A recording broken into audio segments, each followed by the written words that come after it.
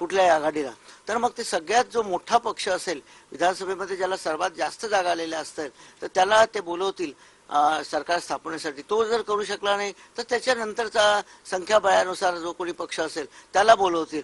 ते जर करू शकले नाही तर मग मात्र राज्यपाल सगळ्या अव्हेन्यूज शक्यता पडताळून पाहतील आणि असं राज्यपालांना वाटलं, माननीय राज्यपालांना, की बाबा कुठलाच पक्ष सरकार स्थापन करू शकत नाही, तर मग त्यांच्यापुढे एकच पर्याय असतो, तो राष्ट्रपती राजवटीचा पर्याय असतो. आणि ते मग केंद्राला, माननीय राष्ट्रपतीला राष्ट्रपती राजवट लावा असं सांगतील.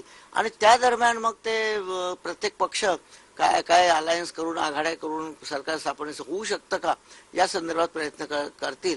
आणि काहीच झालं नाही शेवटी तर राष्ट्रपती राजवटीची मुदत जी असती आधी 6 महिने, नंतर परत 6 महिने, 1 वर्षानंतर मात्र निवडणुका घेण्याशिवाय आपल्याकडे पर्याय नाही, असं एक एकंदर घटनात्मक प्रक्रिया आहे.